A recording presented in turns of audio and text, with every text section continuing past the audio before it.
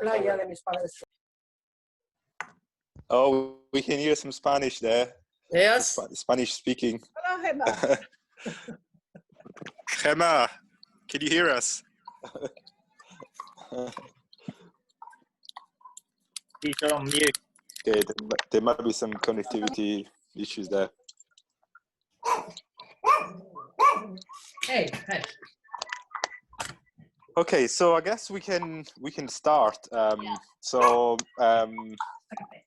Yeah, Sarah, thanks again very much for joining us today, and with such a very short notice. I only asked you yesterday, and you accepted. So thank you so much. No problem. And yeah, it's a great pleasure to see you here. So just to give you a background, so this group started about probably when the lockdown was announced in so like America, UK, or Europe, so like about 12 weeks ago. Yeah. So we started as like a friends, like some of us, decided to have meetings on Zoom just to keep in touch, and then we decided to say, why don't we invite pros, to our meeting so we can learn from them, we can get to know them a bit more. And so we've had, everybody's been super kind. We've had Ben Jones and his brother Colin, Simone, Lucy, Irina, Dave Weinbach. So yeah, and then we have you. So it's great to see all of you accepting our invites, and yeah, we just very excited to have you here. Awesome, cool. So yeah, I guess maybe. Does anybody have any question to ask now to Sarah, or? Well, I'd like to, start with asking how you started playing pickleball. I started playing pickleball. I kind of fell into it. Actually, it wasn't. It's just something I kind of started hearing about. I used to teach at a tennis club that had we had 3 basketball courts, we had a golf course, we had 7 indoor tennis. I mean, it's a big club. And so first, some of our snowbirds had started playing pickleball, and they had asked us to try to set up courts on the tennis courts and like once a week. I never really got into it there. And then they started using the basketball courts, and the local pickleball club had started coming in like a few times a week playing pickleball. And I very strongly remember really having no interest in playing, like a lot of tennis people. And, I don't know, there's a woman named Christine Barksdale who some of you may know, but we used to play tennis together. So I recall suddenly she stopped playing tennis matches, and we all were kind of talking about like, okay, Christine's playing pickleball now. She basically quit tennis, and we all kind of made fun of her, to be totally honest. And, and to this day, all of us that like made fun of her for playing, we all play pickleball now, and we don't play tennis. And, but kind of what happened was the local president of the pickleball club, when I went down to go talk to the members, he kept on trying to get me to come out and play. And his name was Mike Wolf, and he's like 78 years old now. I mean, just this kind of small, man, and he just was really adamant about getting me on the court. And so I would just kind of step in and play every so often with him. And they had a local tournament that was getting played at my tennis club, and I didn't know the rules yet or anything, but Mike was like, come on, you can just play in this tournament. We're here, you can do it. And the only reason I committed because my wife was out of town, and I was running a junior tennis tournament the same weekend. So I was like, all right, I'll be here, so I'll play. So he entered me in 4-0 with this random partner. And then also in singles, I won the draws. I had no idea how to keep score. I didn't know anything about what was going on. The referee was telling me every single time if I was on the correct side. And then just kind of after that, I actually ran into, at that tournament, one of my friends from high school. And she actually got me to play in the next tournament with her. And then suddenly I was just Mike, the same thing. So I played the next tournament with my friend from high school and with Mike. And that was it. Suddenly I was playing pickleball tournaments once a month or even more than that. And I stopped playing as much tennis, and yeah, that's the story. It's kind of random and stuff. I still see Mike every so often. He'll come out, him and his wife, Ton. I mean, they're in their 80s now. They're just the sweetest couple. And every time I see him at a tournament, I mean, it's usually on the West Coast. He'll come out and sit with his wife and watch all my matches. And he loves telling everybody, you know, he taught me everything I know. And so it's kind of crazy where we ended up being and where this took me. I just had no intention of this ever happening. Why did you find it funny? Why did you make fun of Christine? You know, a lot of us, I mean, so my life before pickleball was competitive tennis. And, you know, I think we come across that a lot now, not as much. I mean, you're seeing now tennis players are much more open than they used to be, but it was very much looked down upon. You know, like I remember a comment to me, because I was playing competitive nationally in tennis, you know, 5-0 plus team events, and I was playing 30s for, you know, age brackets. And I remember one comment from one of the, you know, tennis players was, "You're too young to be playing pickleball." And so, you know, I think it was a lot of the stigma that was around pickleball and still is in a lot of areas, but it was just, you know, when your whole life is tennis and we grew up in this competitive tennis atmosphere, I think, you know, you see this other thing that you really don't know anything about. And you're like, oh, how could we leave this and go to something totally brand new, with, you know, and completely let go of the sport that we've been doing our whole lives as well. So you're not playing tennis now then at all? Yeah, not really. I mean, I would if I could more. You know, the club that I'm at now, Palmetto Dunes, we have about 30 tennis courts as well. We have 24 pickleball courts and 30 tennis courts, and our tennis staff loves pickleball. So, I mean, they're very supportive of pickleball. And so I've actually gone out and, like, I was just talking to one of the pros yesterday, like, you know, about once my knee is hurt right now, but once my knee gets better, I was thinking about, you know, doing some of their cardio tennis classes. And I've actually gone out a few times and kind of jumped in on some of their classes just to hit a ball. But it's the same, you know, in tennis, when I'm a 5'5" tennis player, you know, when you don't have a lot of people to play tennis with, it makes it difficult to actually go out and play. So I am trying to incorporate it more again. It's just the time and the people to play with. And but now that I'm here, you know, I've gotten on the court more times in the last year than I have in like 5 years. Wow. Yeah.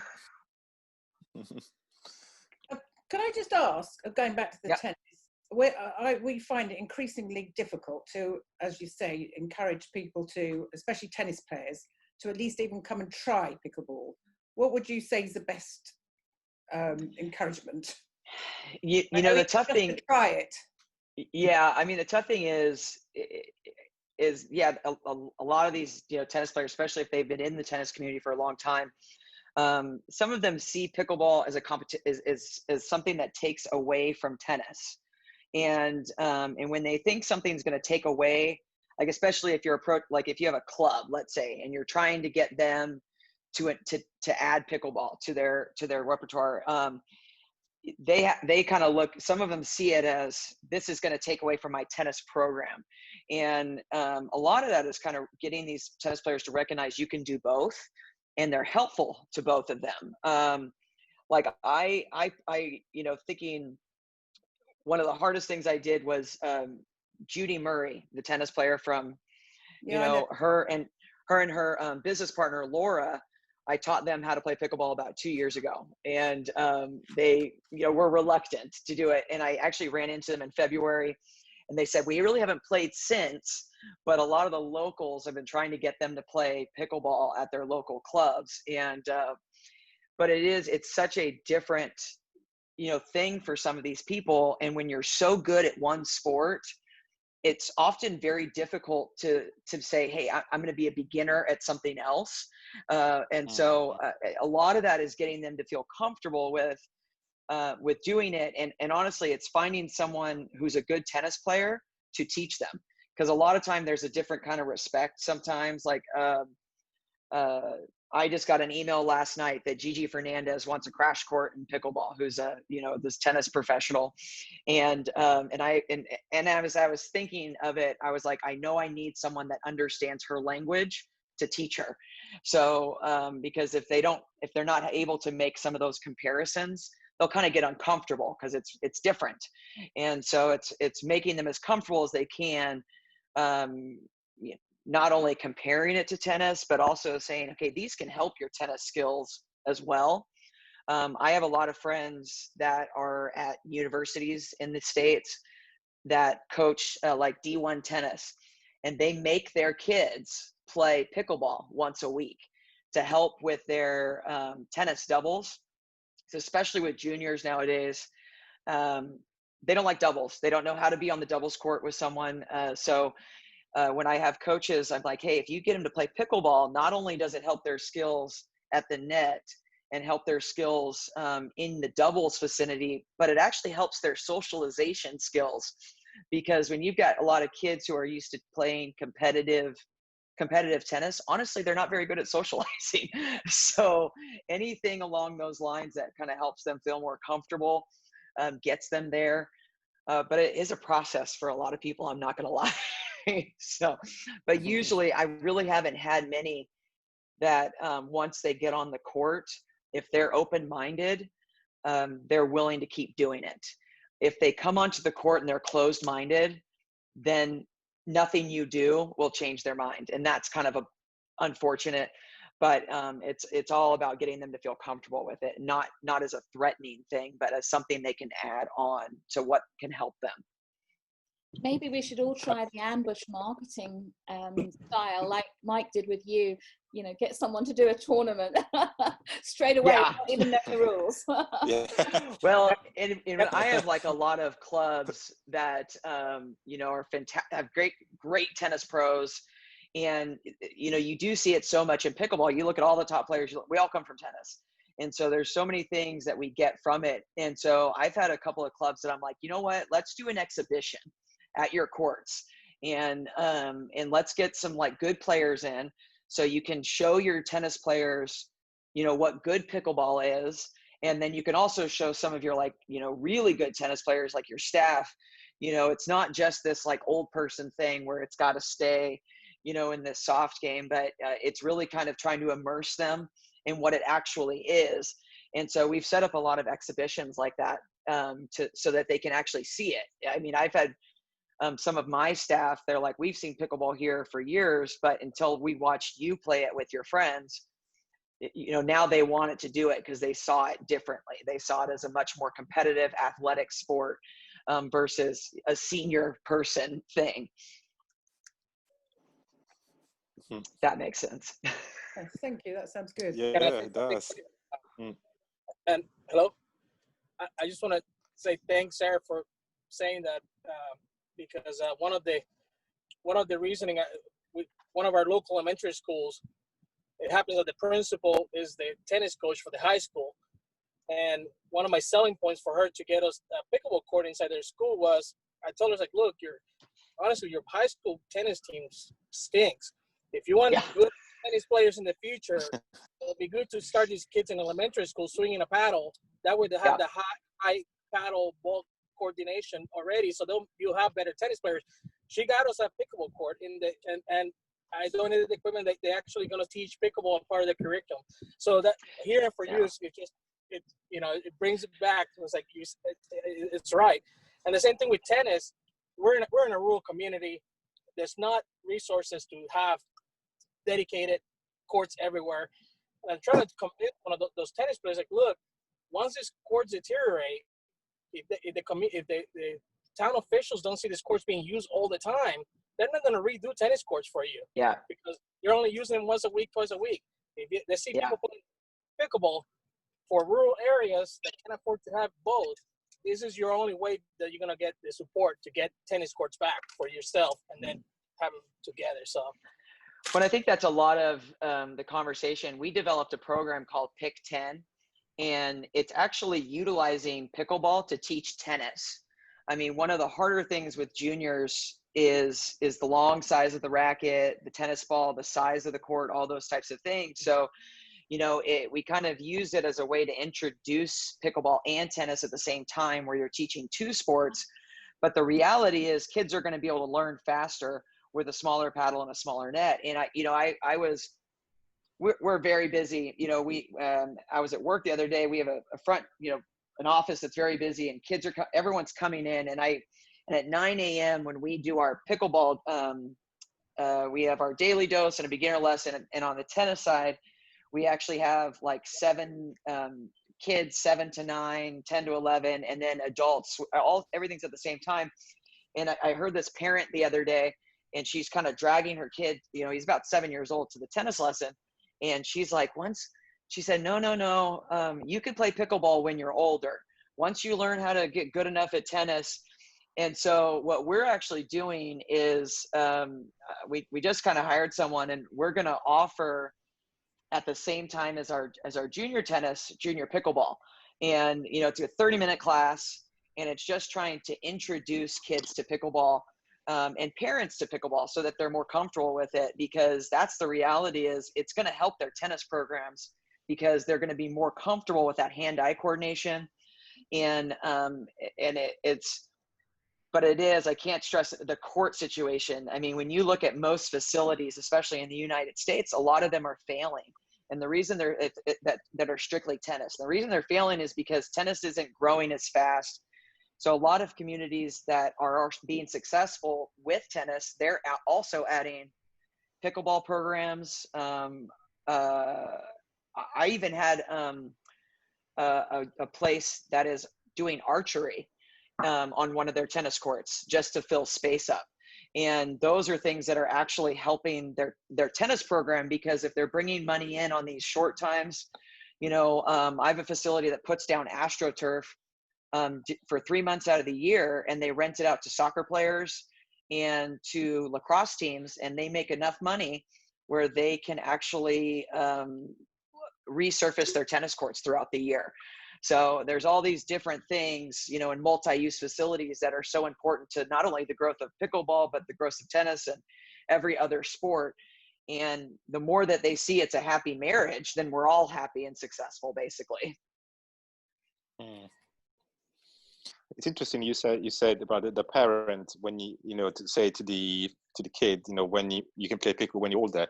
So do you think this still, because I never heard that before, do you think this still stigma in the US about pickleball associated to older people, like older? It's definitely not as bad. Noise. Yeah, but it is still there. I mean, I went to my doctor's. I went and got an MRI like a month ago, and he was like, "Well, how'd you do this?" I said, "Well, I play pickleball," and he's like, "Are you serious?" And I said, "Yeah." He's like, "I'm like, yeah, that's what I do." And he's like, "Isn't that like for old people?" And I was like, so and mind you, it's not as great, but it's much bigger. But there is still this idea, just people just aren't aware of what it is, and that's kind of the issue. I mean, it's most definitely so much, compared to when I started pickleball 6 years ago to now. Oh my, it's a totally different world. But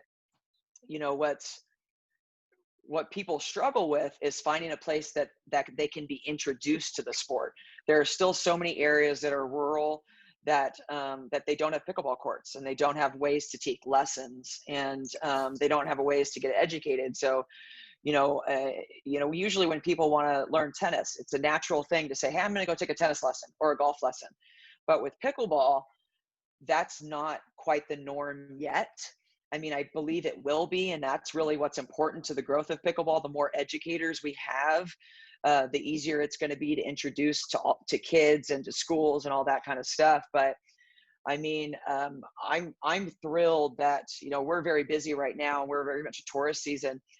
I was on the courts yesterday, and I was meeting with Jamie, and I looked around all the courts, and half the courts were full of parents and kids, which and some with grandparents, which makes me so happy that that is how pickleball is growing, and it's becoming more visible.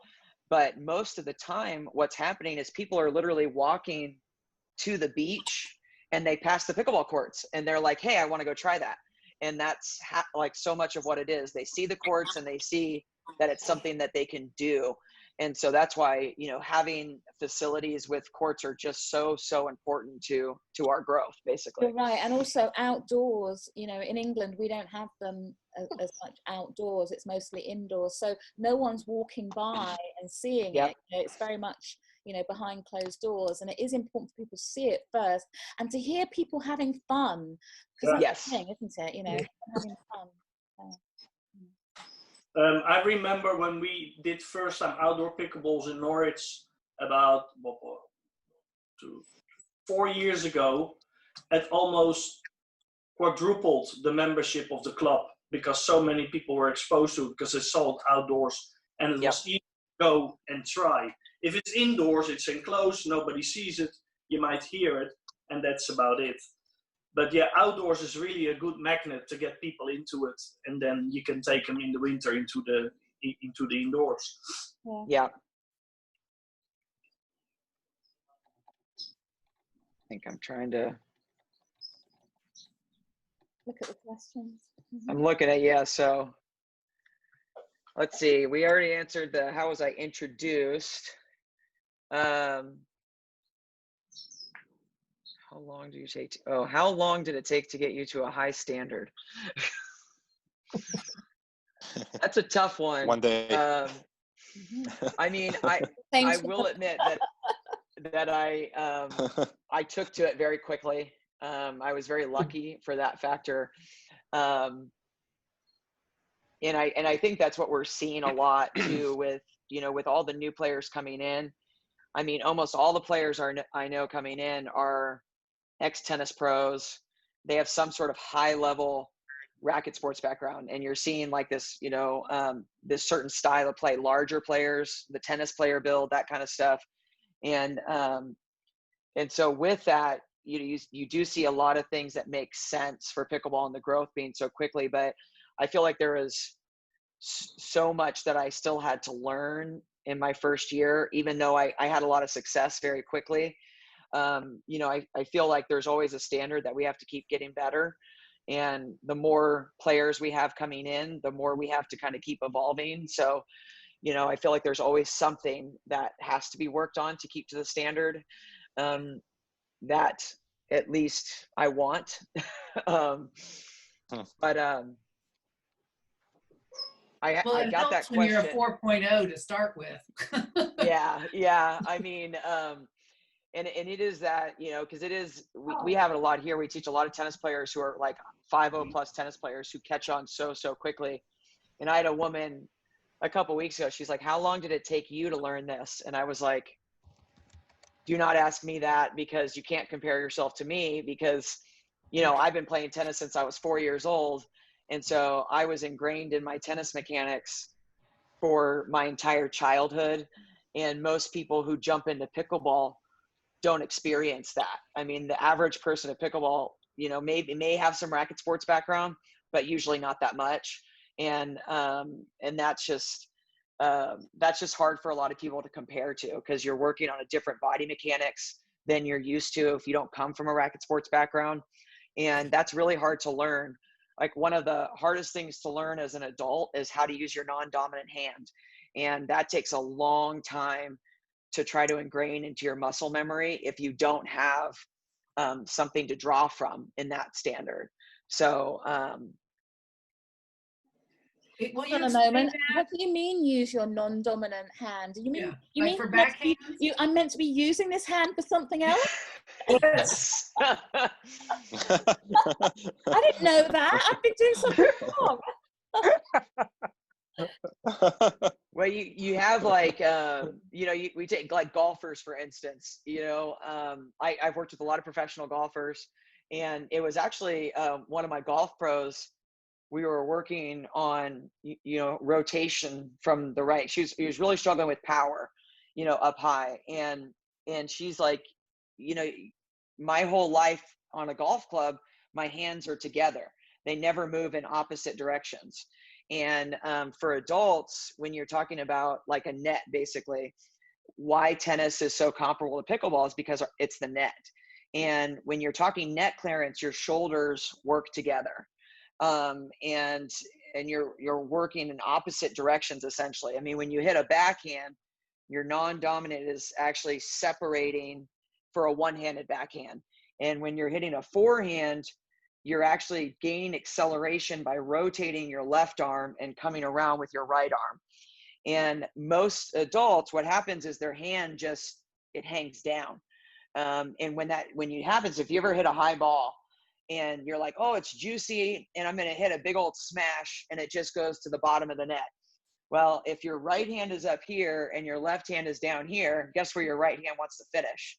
So now when you hit the ball, it wants to go down in this motion. So when you're actually talking about balance and stability, it's your hands and your head that create that balance. So when I move my right hand, I actually want my left hand to keep me stable, but also to create range of motion. So you see that a lot when you've got players that are trying to get from like 3-5 to 4-0. That's usually the issue. They usually struggle with the mechanics of rotation from the core, the kinetic chain. And really, like, you know, when I first started playing pickleball, you didn't see as much of the rotation like you do now, the swinging volleys. That's really what happened when a bunch of us came in. We started, you know, swinging around the ball instead of lifting the ball or coming over the ball. So this space out to the side is what creates so much acceleration, speed, but it creates such a force at high level pickleball. And if you don't have that ability to keep those hands up, then a lot comes from your elbow. And when you're swinging from your elbow and you're hinging like that, that's what develops tennis elbow, but it also decreases the ability to hit the ball over the net. So I always think, you know, what used to be taught quite a bit was the punch volley. It was the leveraging like this. Whereas when you look at pro level pickleball, no one hits that punch volley anymore. We swing around the volley, hit it more like a tennis ball. And what that does is it comes from your shoulder and your hips more, which decreases tennis elbow, but increases paddle head speed, essentially. Does that make sense? Yeah. Say that one more time. I'm trying to take notes. The strength comes from your shoulders instead of your elbow. So you're saying swing like you would a tennis ball. Oh, okay. Yeah. So when you've got, you know, because you still want to take rotation from your shoulders, that's what gives us time. And when people have trouble like slowing the ball down, it's because they're too locked up and they're too square, so they don't turn their shoulders and hips. And that's what, you know, creates time and space basically. And but you know, my concerns are usually about injuries with players. Too many players get injured playing pickleball because of how they're hitting a ball. And what happens a lot is people try to change their paddle or they try to change something else, when really it's just changing your technique or possibly your grip. You know, here I'll give you a little demonstration. Take your whatever hand you use your paddle in and put it. So I'm right-handed. So I'm going to take my right hand and I'm going to put it in a fist. I'm going to tighten my fingers, kind of like I'm holding my grip. So my fingers are together. And then if you kind of move around, like if you pretend you're hitting like a ball, you know, you'll feel your elbow and your shoulder. Now, if you take your fingers and you spread them out and you reach out and now create the same motion, you're going to feel less strain in your elbow and it's going to feel like it's coming from the back of your shoulder. That's actually what you want to feel like when you hit a ball. So if you feel strain in your elbow when you strike a ball, what's happening is you're losing range of motion. You're putting pressure on the wrong muscle groups, basically, in the joints. And it becomes like a punching versus a pushing motion. So actually what happens is when you spread out your fingers and you relax your grip, it engages your shoulder, which actually connects to your kinetic chain, which goes down to your hips and then down to your legs. So it should be, you know, feet, knees, hips, shoulders, and then hands is the last thing. It kind of turns and rotates together. Wow. That's great. Yeah, I never thought about it that way. Yeah, really good tips there, Sarah. So you say that the grip, you shouldn't be very too tight on the paddle, on the grip of the paddle. So is there a time when you actually, the grip is tight on the paddle when you play?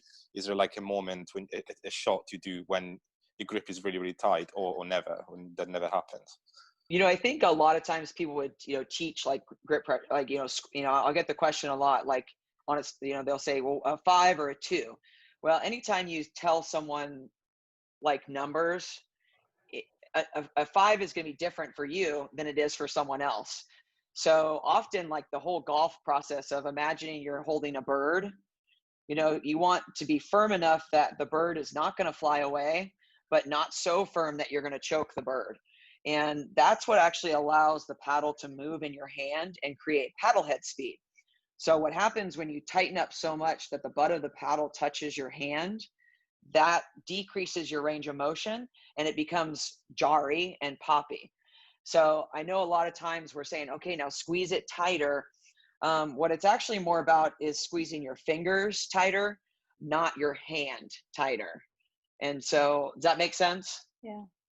So when you're putting, so anytime you're making a connection of all, you're actually putting pressure on your fingers, your index and your thumb, and that's what increases paddle head speed. So it allows the tip of the paddle to come around or under the ball. When you hold with the palm of your hand, what happens is people jerk and they lead with the butt of their paddle and their elbow, and that it creates like a locking motion. So it's basically thinking swing faster, not squeeze harder. So when you increase the speed of the ball, it's actually about acceleration of the paddle, which means swing speed versus tightening your grip. So Sarah, do you have your paddle grip the same as your tennis racket grip? Not quite, because in tennis we're moving our grips quite a bit. I really should paddle on me. Hold on one second. So guys, did she just say swing faster and don't hit harder? Just swing faster to get the paddle speed? Don't squeeze harder. Don't squeeze harder. Okay. Thank you. You're welcome. All right. So when you've got like your handle, so in tennis, actually, this is my serve grip in tennis. The fingers are kind of open and separated. That index finger is kind of up and the pinky kind of falls off. So that's essentially the grip most of the time that I'm using, whether it's a volley, a ground stroke, or a serve.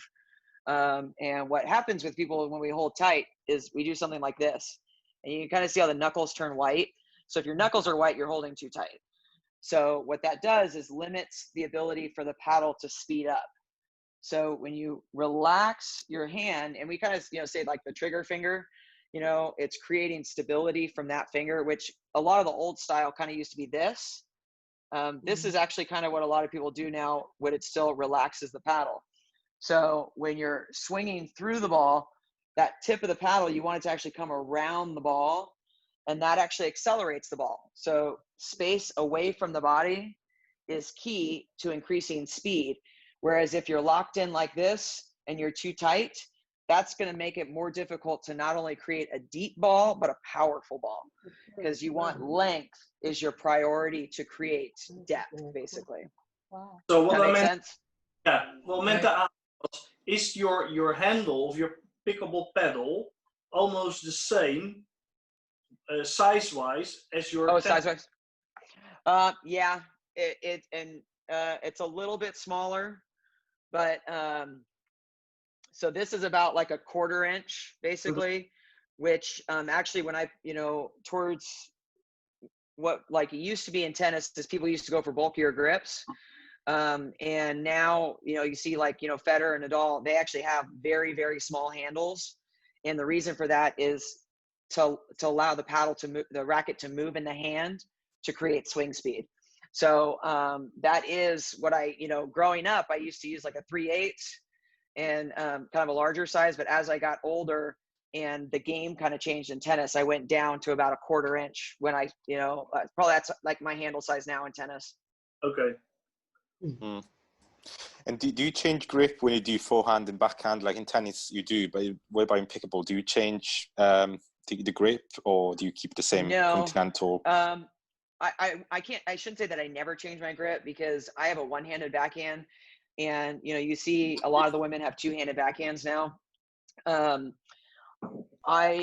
So sometimes to create power, I do turn it slightly if I have time on a higher ball, and more towards, so, towards my end years in tennis, growing up, I had a two-handed backhand in tennis, but I had back surgery when I was 21.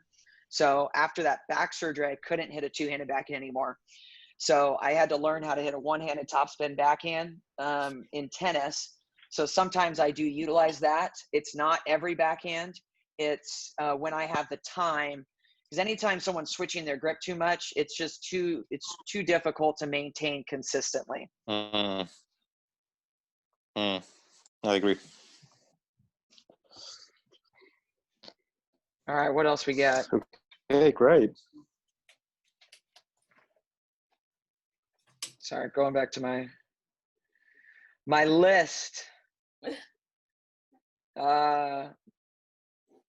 Living and traveling in our RV. It was definitely like a big decision that we made, and it was very kind of purposeful, because we did know, some pickleball players, but who were older, that, travel from place to place in RVs and stuff. One of the biggest things that for us, what it was about was, number one, figuring out where we wanted to be in the country, from pickleball. I mean, I love where I come from. Portland, Oregon is great. It's beautiful. It's wonderful, but it rains a lot of the year, and playing pickleball outside just doesn't happen. And unless it's, it's a short period of the year. So it's a lot of indoor pickleball. And so when we were traveling, we really wanted to see all areas of the country, not only to figure out where we wanted to end up being, but to grow our knowledge of pickleball, and to see how different areas were doing it and how it could improve. Because, the end goal was to find a location like I have now, that we can grow a pickleball program, grow a facility. But, I've run tennis programs my whole life. Pickleball is different. And there are a lot of things that we utilize in the tennis world in pickleball as well. But it really was about being able to grow education, and pickleball as a sport in general, being able to bring it to areas that it hadn't grown yet and it hadn't been access to. So, I mean, we've seen every type of court. I mean, a lot of people, they're like, oh, you had this great life, you see the whole country. I really saw, we saw one pickleball court at a time throughout the country, and an RV park. I mean, we really didn't.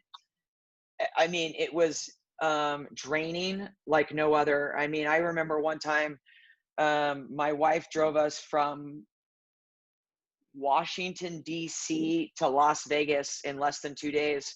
And she, she wanted me to get there, so I had a day to rest, basically, because our schedule was so jam-packed, from one place to the next, tournaments, clinics, lessons and all that. It was very difficult to get time to rest. So, it was great experience. But it was really, really difficult on my game. I mean, it developed a lot, but we definitely knew it wasn't about me as a player. It was me as a coach, and, and also the growth of pickleball in general. So, being in a place was important to being able to, okay, now I want it to be in a place where people would want to come to and take a vacation and learn pickleball. But I also wanted to be able to build the best pickleball program that I could. And I've done a lot in 2 years, and I've very happy with what I learned on the road that gave me the experience to create what I have so far at Palmetto Dunes. Brilliant. And is that is it North Carolina? South Carolina. It's South Carolina. South Carolina. Which I'm not gonna lie. I mean, I'm from the West Coast, so I don't like when someone tells me sometimes they're like from a certain area in North Carolina. I have no idea where it is, and I have friends they're like, you really like living in South Carolina because it's different. I mean, it's not what I anticipated. But Hilton Head is totally different than the rest of the state. Absolutely. It's, most people Because are it's such a transplant. tourist destination. Yeah. Yeah. I mean, one of the guys I play with is from South Africa. Another one is from England. I mean, so many people are from European countries that have come here for tennis or golf or something else. And so it's definitely like a different setting than the rest of the state. But even actually when we originally came through here, we had no intention of moving here. My wife was like, the PPR wanted me to come through, and my wife was like, we're not living in South Carolina. She just said, it's not going to happen. She was pretty adamant about it. She's like, we're going to go here, here, here. And I said, okay, but we really have to, I have a meeting. We've got to go to this meeting, and we've got to stop in Hilton Head, and I've got to do this. And we totally fell in love with this place in 2 days. The second day we were there, my wife said, we're moving here. And it was, totally different. And they took me to Palmetto Dunes, which at the time just had 8 pickleball courts, and it had an okay program. And I ended up meeting, I took some tennis players down there to teach them how to play pickleball. And the director of the whole facility came out, and the first thing he asked me, and this is kind of how I knew I was at home, he said, where are your dogs? And I said, can I bring my dogs here? And he said, absolutely. Next time, bring them out. And I was like, oh my gosh, you're killing me.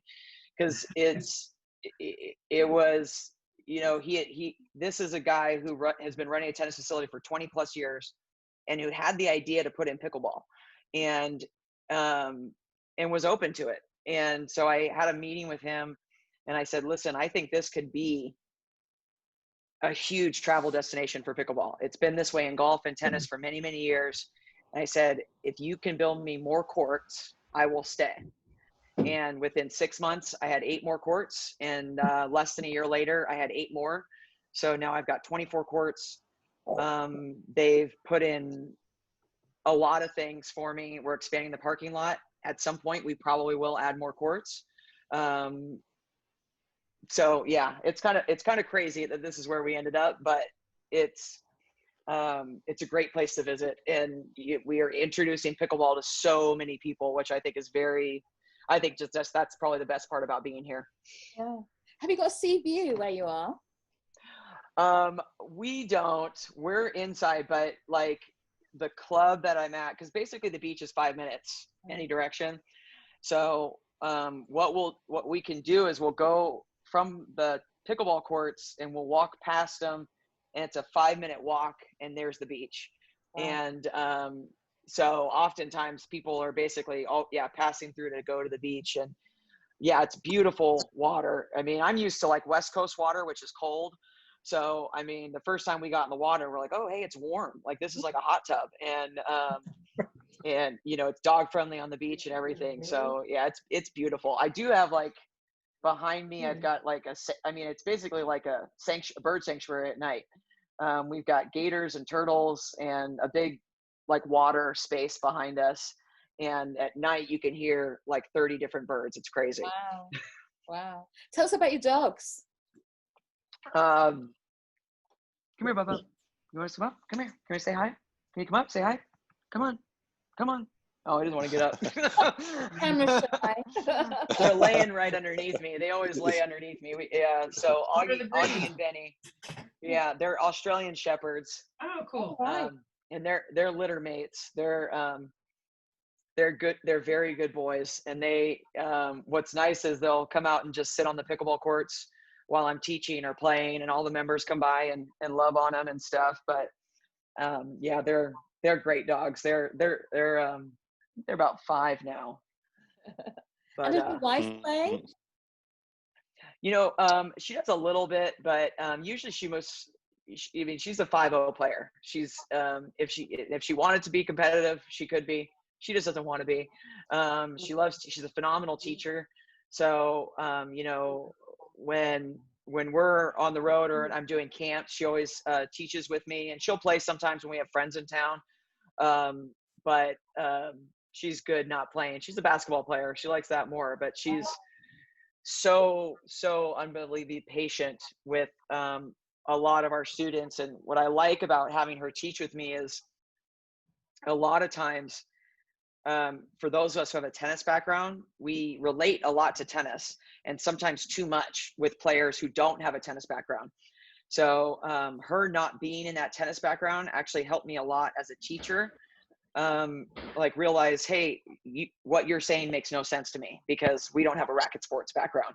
So sometimes she'll kind of remind me a lot how that is, but that's just nice to have a different perspective, basically, that isn't, what I'm used to. Sarah. Hi, Sarah.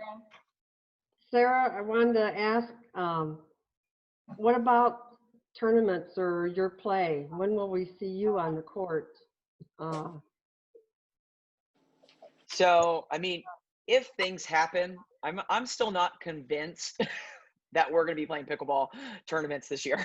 I mean, I know I'm still doing my schedule as if. We have an exhibition here July 25th. I just had a pretty major knee injury, but I'm getting these injections that are supposed to get me back on the court next month.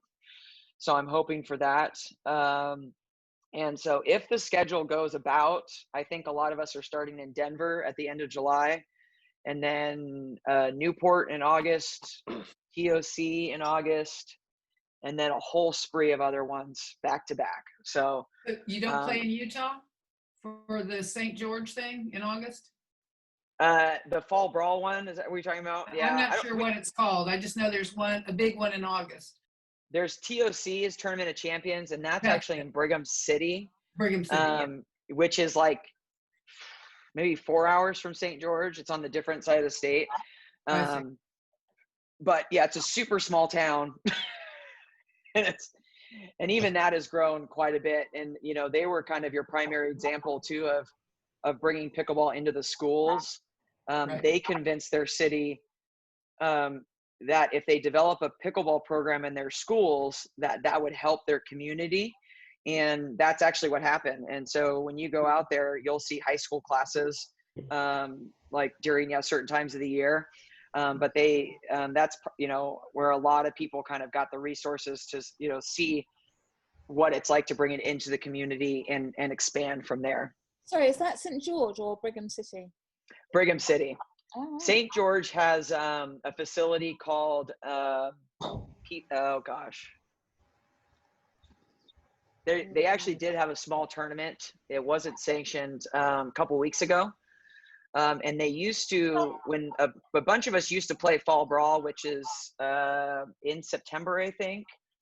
But now that there's so many pro events, a lot of us don't play that one anymore. But it's a beautiful Little Valley Pickleball Center is what it's called. It's beautiful. I mean, Utah's gorgeous around their pickleball courts.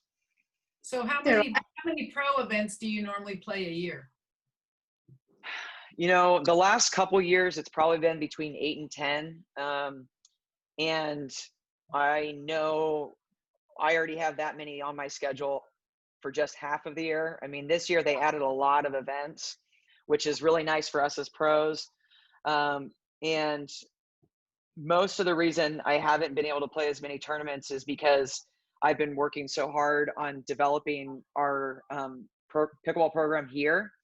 And so now that, like this year, I had a talk with a couple of my doubles partners at nationals at the end of last year. And I said, I'm going to play more pickleball this year, more tournaments, because now I'm settled in and I feel confident with the people that I've hired, the programs that I have, that I feel good leaving and focusing on myself. So my goal, honestly, in the next year is to just focus on me playing competitively instead of it being so focused on teaching. Sarah, I have a question. Yep. Sarah, do you remember you were mentioning about sometimes you use for the other activities when the pickleball court, with all is a permanent. Oh, yeah. How you use that, because all those, the net, holding the net and everything, how can you use for the other activities? So, yeah. So like, there are these nets that are almost like permanent nets, I mean, they're Yeah. more expensive, but you can move them. So, you know, and what we've done is Nationals uses them on 8 of our courts. That's how actually our nets are.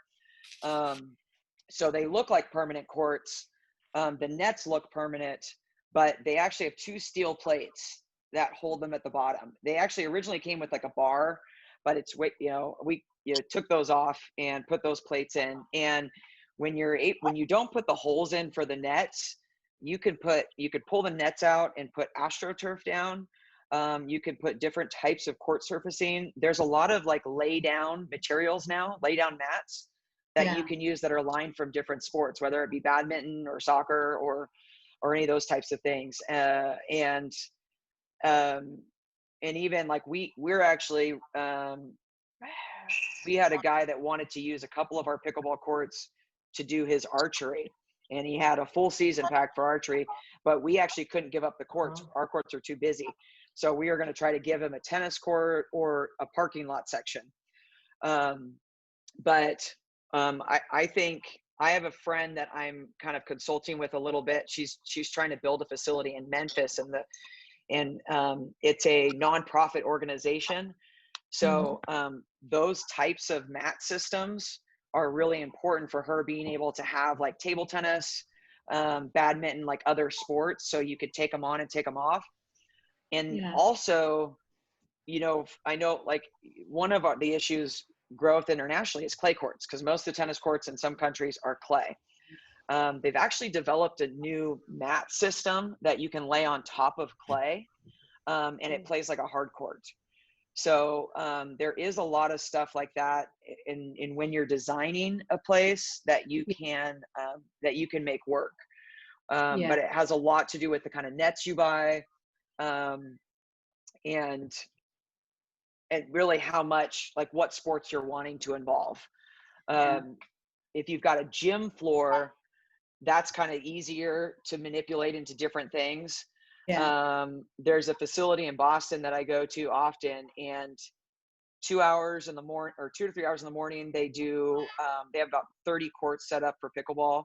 And then between like 12 and 3, they actually lay down like a toy, like a play palace for daycare on there. And then from 3 to 6, they rent out for basketball. And then from like 6 to 9, it's volleyball.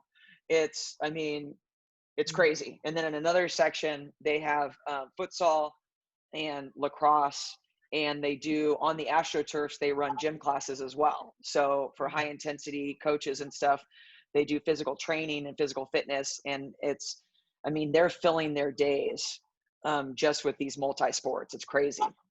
Because we are trying to, I'm living in Wilmington, North Carolina, and we are trying to find dedicated pickleball courts and everything to do it. And that's the best way. Is any way I can get that information, you know, who I have to talk to or some? I could give you a couple contacts from some of these people who do set that up. That would be great, thanks. Yeah, I've got a friend in New York. It's amazing what she's done for her club to really survive, basically. I mean, originally it was a 30-court tennis center, and they do so many sports. It's very, very cool to see. Thank you so much. Yeah. I will email you. Is that if you don't mind? Yeah, that's the best thing to do, or on social media, one of those two. Yeah, thanks. All right. Sarah, can I ask a question? If I may. Yep. Can you hear me? How difficult is it these days to make a living as a pro player when there are so many people coming into the game? I think from your perspective, you're attached to a facility and you've developed the coaching program and you have a certain amount of backup. But for people who are just deciding to come in that don't have a facility behind them, you know, sponsorship, I know there's increased prize money, but how difficult is it for life on the road for a pro these days? You know, it's not easy. And I know, like, you know, some of the players are trying to go to tournament this year.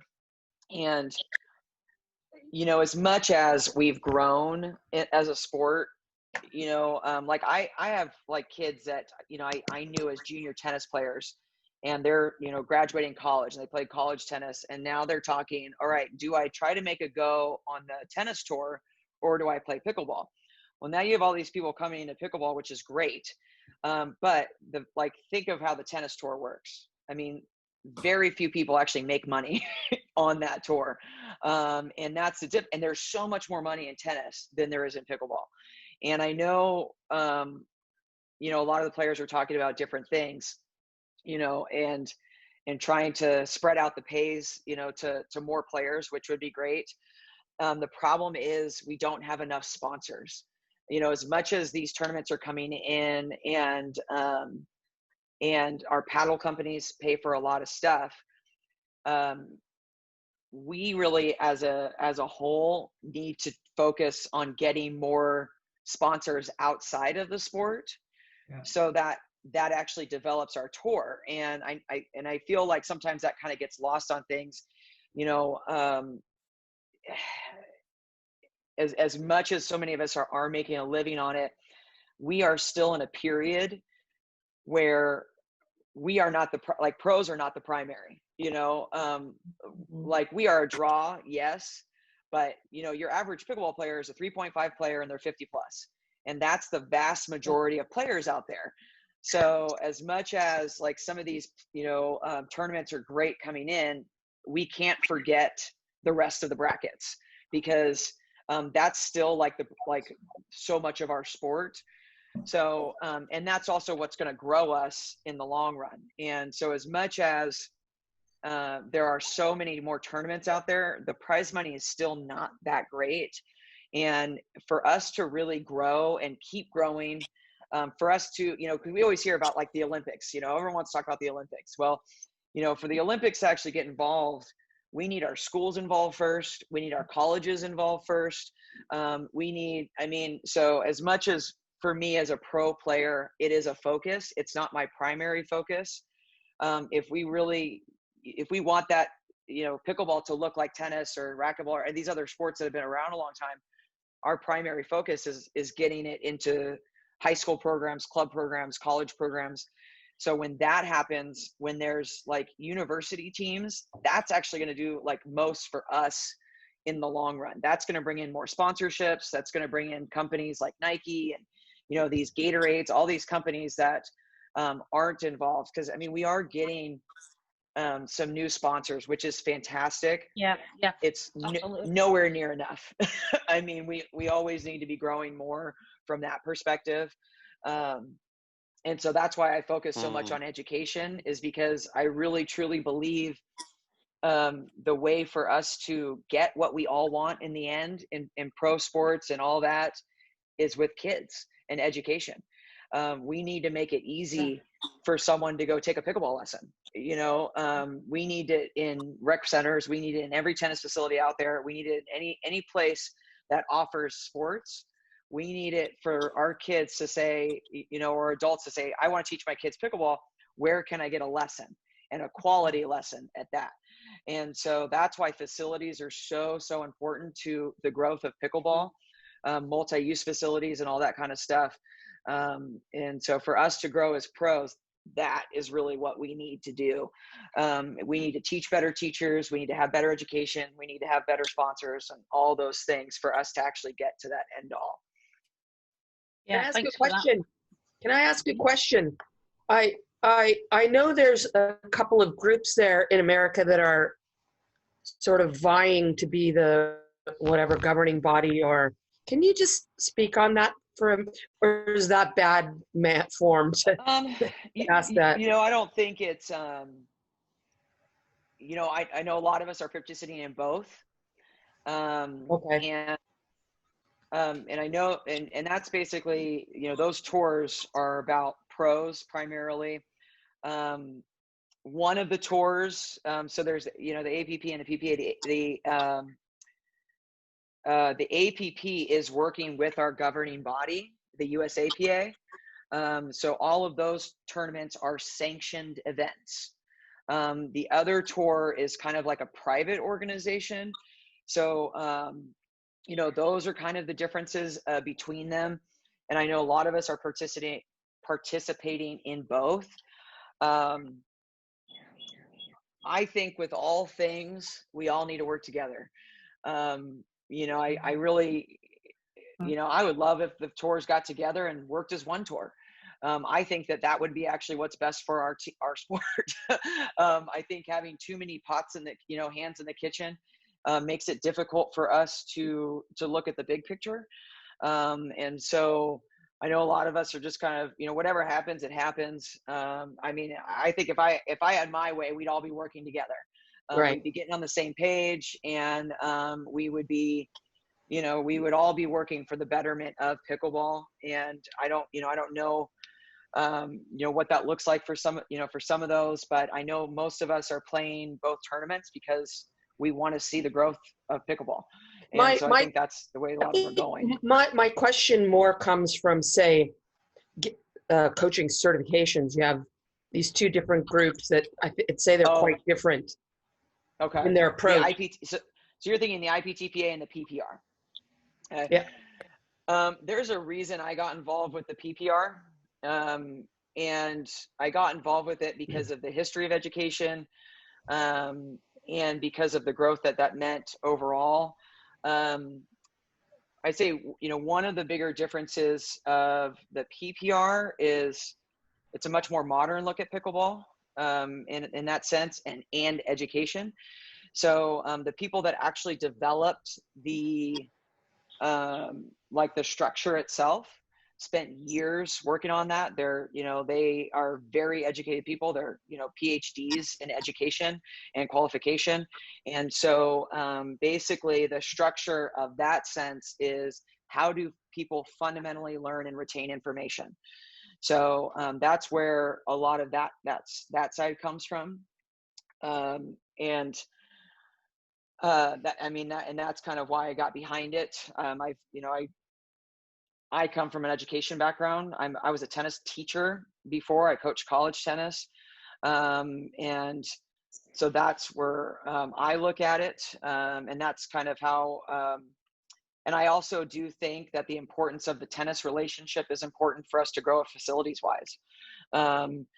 And that was one of the original reasons, as well as they said, we want to get tennis and pickleball on the same page. And I think that's extremely important to us growing from a facility standpoint.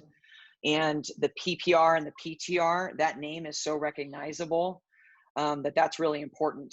I mean, I've gone into tennis clubs that I've gone through town, and I say, hey, I'm from pickleball, and they may not know anything about pickleball, but I bring up PTR and PPR, they know that name, and that means something to those facilities.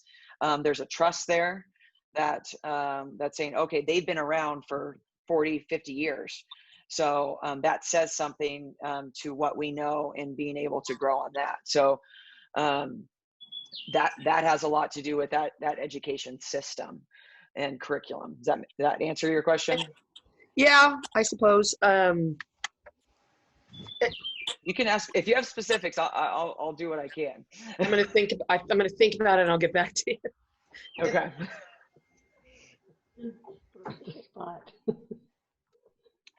All right. We got anything else? Yeah. Have you, when you were talking about the AstroTurf, have you actually played pickleball with the AstroTurf? And if so, what ball would you recommend? On the AstroTurf, I haven't, but a couple people have, and it depends on like what kind it is. And I think, you know, what they said was like the Duraball bounces better. And I think that happened a little bit in like Japan and China, a little bit more. What we're kind of seeing more now is some clay court pickleball. I think that's been growing faster than the AstroTurf. I know that I have been pressing, like I've had a couple conversations with the board of the USAPA and about the importance of coming up with some ball standards for clay courts. Because I think if they have a ball that bounces a little bit higher on a clay court, that could mean a lot for us growing in other areas that just have clay. So I haven't seen as much of the AstroTurf coming. There is, I've seen a lot of different like mat concepts that usually don't really work. There's this new material. It's called Metaflex, and I did they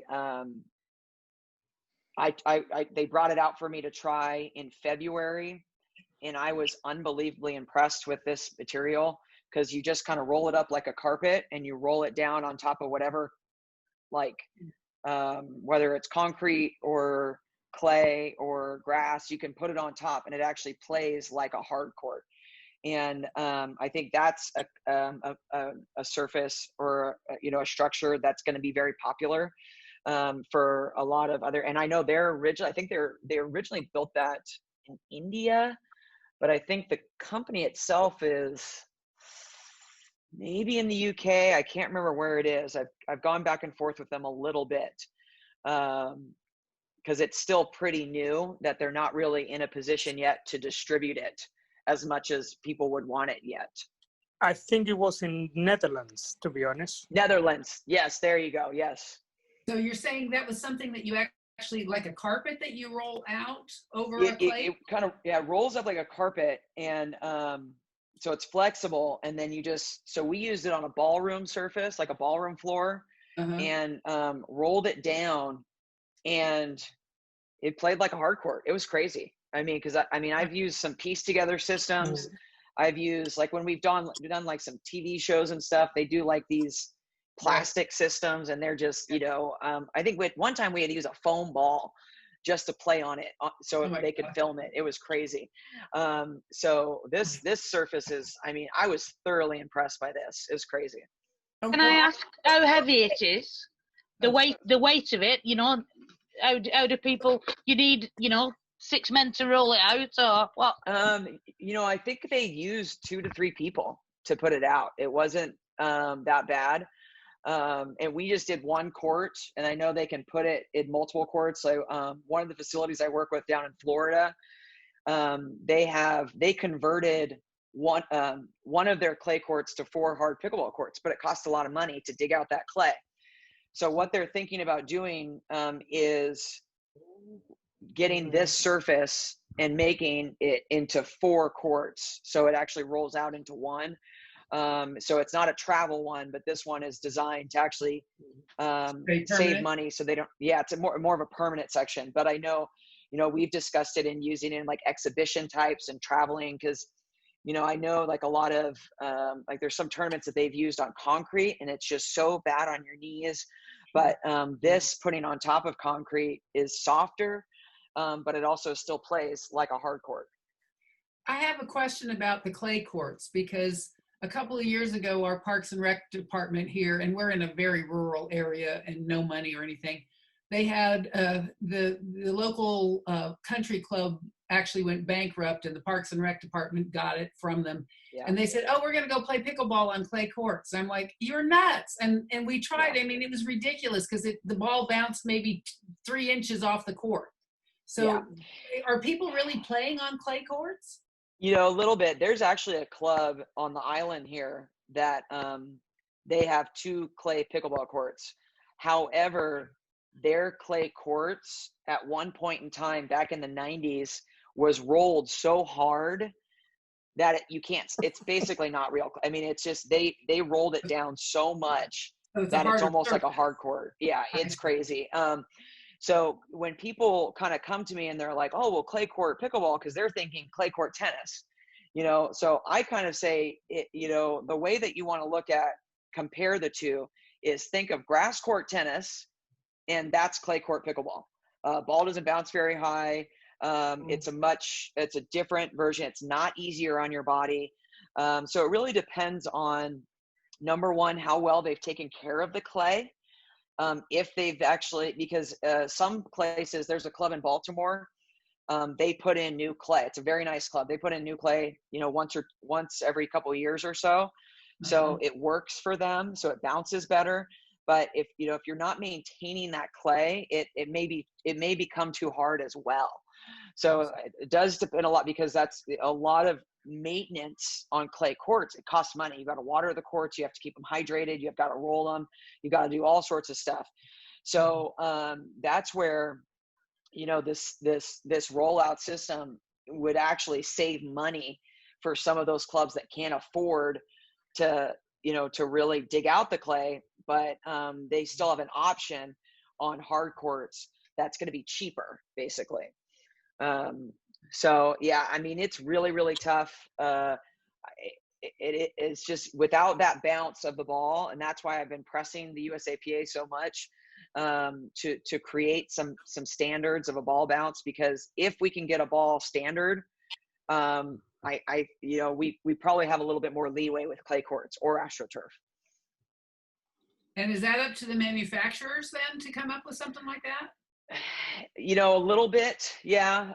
You know, because there's such a competitiveness in balls right now. Right. They're hard to make in a sense of the structure of them. You know, everyone tries to get, you know, close to the Dura, and the closer it gets, the more it breaks. So then, you know, we're going to a softer ball and all those types of things. So, you know, and I actually talked to one of the distributors and I said, you know, is this of interest? And they said, well, right now we want to focus on our main ball because there's not a reason, because pickleball on clay courts hasn't grown yet. There's not a reason for them to spend the money investing in it. So I think it's really the USAPA. If the USAPA comes out with a rule, like a ball standard on what they would like that to be, then the ball manufacturers have something to work off of. I see. And that, you know, that keeps you growing on that standpoint. So Sarah, sorry again, interruption. On Lynn, are you doing more video? Is Lynn doing video of you, of some of your teaching? Yeah, I am trying to kind of reorganize our catalog. We got a new computer, so we can, you know, have better editing. We've got some new systems. So we've actually already shot some of our, we're going to create a library basically for our website. And we're trying to make more in-depth videos that are actually more, you know, that are more specific. Because a lot of the YouTube videos are so short and condensed. So, you know, you don't really get the right information for the right person all the time. So the goal is to try to create a larger library that is more in depth on some of this stuff, but also create a smaller library. So that, yeah, that's, we've worked on some of that. We've gotten some filming done. I actually have someone that's going to help me with some of the filming as well, so we can get on that. Yeah, it takes a lot of people, more than you think. It's a lot of work. I'm not going to lie, the editing is the worst part. People think it's really easy just to throw something out there. So, I mean, but you know, we really like to make sure it's good quality. I don't like to throw anything out there that's not like good quality. So, you know, we're trying to get that done. And I've been doing some videos for Playmate for their ball machine. And so I just posted one of the videos for the ball machine videos, but I sent them about 4 videos to use. Yeah, I saw the one where I think it was getting the ball in the air. Yeah. Teaching it, and that was pretty good. So you're happy with your new toy, huh? It's a very fun toy. Good. Sarah, what's been your most satisfying win today? Can you repeat that? What's been your most satisfying win to date? You know, there's a couple of them, but I feel like I'll give you 2. I'll give you a mixed doubles and I'll give you a women's doubles, because the mixed doubles was a couple years ago at Tio's Tournament of Champions. I was playing with Wes Gabrielson, and we were coming through the losers bracket, and we ended up winning the 2 out of 3. We ended up winning, and we went to 3 games. It was a really long match, and we were down 113 in the game to 15, and we won it 16-14. Oh my God. That was, you know, I kind of always think about that in a sense of, yeah, not giving up, and yeah, and that, and then it was actually recently, this past year at the Franklin Championships, and it was one of my first tournaments with my women's partner Regina Franco, and the format was kind of interesting. We did it was a round robin. So we played everybody, and then we went into like a semifinals, and then we went to 2 out of 3. And it was a really unfortunate because they were only filming one court. So we were at the end court playing our semifinal match, which is about 2.5, 3 hours long. And in the third game, we were up 11-2. No, 10-2, sorry. Or 9-2, something like that. And then suddenly it was 9-3, 9-4, 9-5. I mean, it was just, we just weren't closing. And this was like the second tournament I played with my partner. And it got to, we ended up winning the third game 11-9. And, you know, those are two very different, you know, kind of things, because it's also very difficult to, when suddenly you're ready to close a match and you just can't close it. Right. And often it's really hard to get going again when your opponents are coming back that much. But that was, I think, not only did it make me, you know, happy that I was playing with my partner, it made me really, you know, hopeful in the next year in how we work well together. I remember we called a timeout at like, I think it was 9-10. We called a timeout, and we came back in, we got the side out, and then won it, 12-10 or something like that. It was crazy. Look forward to seeing you and Regina play again. Awesome players. Awesome. Yeah. Both of you. Yeah. Love watching you guys. Yeah, we have a lot of fun on the court. How did you find Regina as a player, though? What made you come together as to be partners? I didn't really know her that well. She used to play with Lee Waters, and she's pretty quiet. And the reason she's quiet is because she's, you know, like, I didn't even realize how much like English she spoke. She's very quiet. So I kind of thought, I was like, oh, she doesn't like me. I mean, we just never had a conversation. And she comes from racquetball, actually. So she played for Head Racquetball for quite a few years. And she played, you know, in Mexico, and then she came to the States. And so when Head brought her on as a pickleball pro, you know, they kind of said, you know, reach out to her and help her if, you know, she needs help. We kind of did a couple things together, and she, you know, and she said, you know, if you're, she's like, I want your help to be a better player. You know, she asked me to help coach her. And so I really didn't have any intention of playing with her. But what we started doing was we started drilling a lot together, and I started working with her on her game. And then we decided something happened with both of our partners for a tournament, and we decided to play together, and we just clicked. We just totally clicked. You know, we have a lot of the same work ethic. We have a lot of the same goals and kind of standards, and we, you know, we look at kind of things a lot the same way. And now she's a really good friend of mine, and I'm super glad I took the chance on playing with her. I kind of felt like I was mentoring her for a while, and then we just kind of transitioned into a team, and it worked out really well. Excellent. Well, we're coming up to 7:30. Has anyone got any final questions for Sarah before we bring the meeting to a close?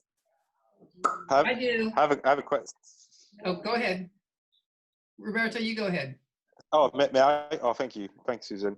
So I just wanted to ask you, Sarah, it's been great. You know, you've given us so many interesting stories and tips, and, you know, thank you so much for today. Just one question I want to ask you. Do you have a dream or something that you want to see in pickleball in the future? I know you've touched already on this, you know, you want to see the pickleball growing, but is there something that you haven't said today, maybe something that you've always wanted to see in pickleball and the pickleball community that is not happening as yet? Well, I think I kind of mentioned it earlier. Like, I want it. Like, my end all goal is that anywhere you are in the world, you know, wherever age you are, whatever, that if you want to learn pickleball, you have a place close by that you can go and take a pickleball lesson or be introduced to the sport, or, you know, something like that. I want it to be easy for places to see it and be immersed in it and be of that. And so that's, you know, that's my biggest goal. That's what I want to see more than anything. And I think we're getting there, hopefully. But Yeah, we're definitely getting closer. Definitely in the US. Yeah, and I think, you know, I think that's a lot. It's why I got involved with PPR. And you know, when the PPR approached me, when they originally approached me about coming on board as the education consultant, the first thing I said was, okay, well, I really think that we need to get in line with our organization, the USAPA. And you know, they responded, of course, that makes the most sense. And I just think that's such an important part of our growth, is working with our governing bodies, working as a unit, and you know, helping other places keep growing the sport. great. Susan, did you want to ask your question? Well, I was just going to say, you know, I'm always blown away by hearing all of the pros over these last 12 weeks talk to us. And I'm one of these people who lives in a real rural area. I have to go to the Raleigh-Durham area to play decent pickleball. And I don't have a regular partner. I was actually physically assaulted by a pickleball player and thrown out of the Parks and Rec place, which has never happened to any other ambassador that I've heard of. So I am stuck pretty much at a 3.0. And, you know, sometimes I think, oh, I'm a 3.5, but then I play very few tournaments because I don't have a regular partner. So what is something I could do? I did go to Lucy Kitcher's camp because I met Lucy at the Bainbridge Cup last year, and I had friends who were wanted to go, and it was at Club Med where I'd been several times. It was wonderful, and it was very relaxed, and I did get a lot of pointers, and I'm like, oh crap, for 5 years I've been playing, and I've been playing everything wrong because I wasn't dinking right. I wasn't putting the right, you know, everything. And you guys start talking about lobs or not lobs, but backhand spins and grips and stuff. And that's so far over my head. So what can I do? And I don't have the money to, you know, go travel and spend big bucks to go to Hilton Head and stay there a week to have somebody like you. I know I have friends who have done many, many not tournaments, but many camps, and they don't get any better. So I think it was Scott Golden said, look at camps and clinics as an experience, not that it's going to change your game. Yeah, I think. What do you say for somebody like me who's at a 3.0 and doesn't have a regular player that I can drill with? I mean, I have a hard time finding anybody to play where I live. You know, I think, you know, what happens a lot, because there is so many, like, there's so much out there. Right. And a lot of the importance about growing, because I get the question all the time. People come and they spend 3 days with me, and they're like, well, who are the people that actually get better? And because what happens a lot is they come and then they go back to their hometown and then they don't practice any of the stuff that we worked on. They don't have anyone to do it with. And I said, you know, there's a couple things you're looking at. Number one, repetition. You need to keep being immersed in the education. You can't just take one clinic and one camp and expect to get better. And I have, I mean, I think it's been really interesting over the last couple of years. Almost every camp I have someone that's done one before, if not two. And that makes me really happy because that means they keep continuing and keep getting better, and we keep growing with that.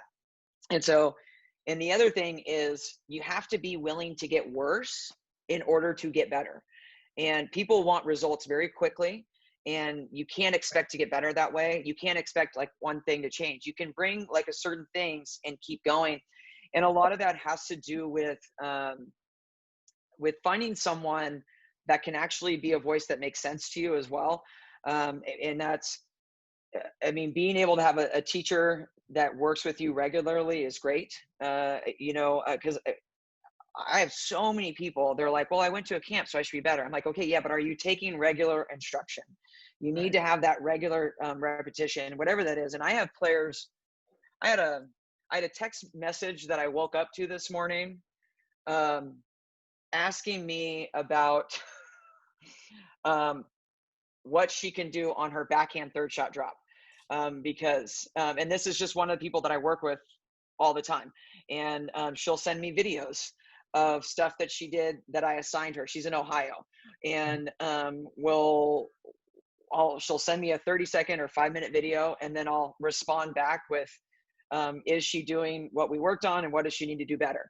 What does she need to keep doing, and stuff like that. And so there are lots of ways for you to kind of at least stay in touch with, someone. And a lot of it is find the person that, number one, makes sense to you and knows how to communicate with you, because someone can be a great teacher but doesn't really know how to communicate in your style.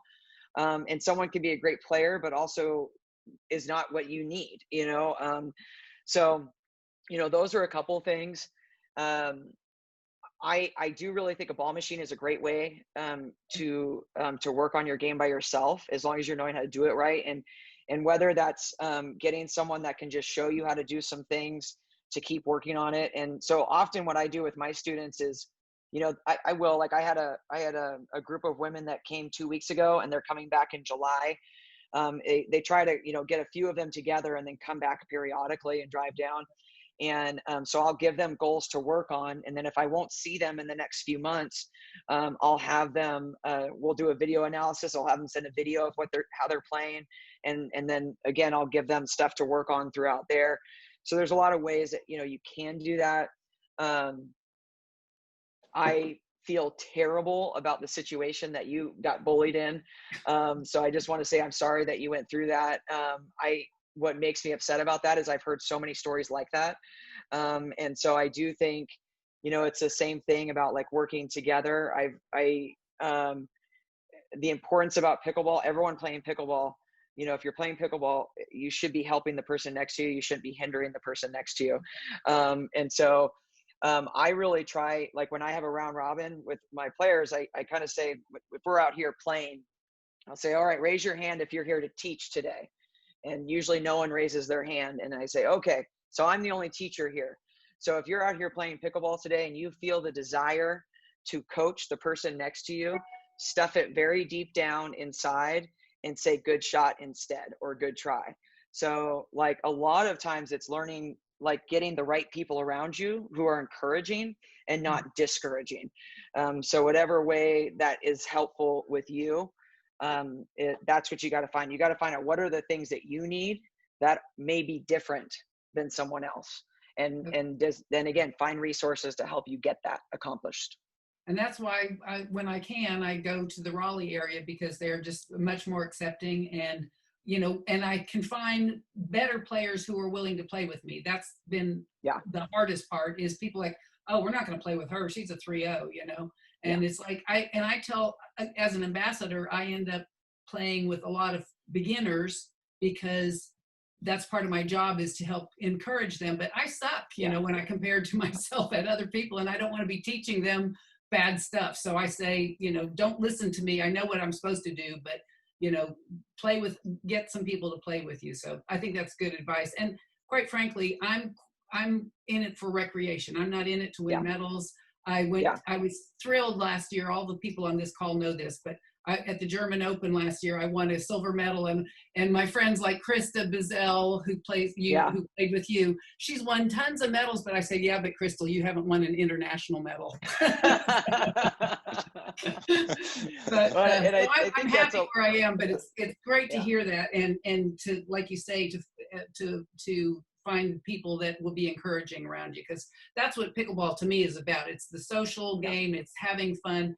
And all of these players, I'm just awed that, these people, I knew Ferry last year.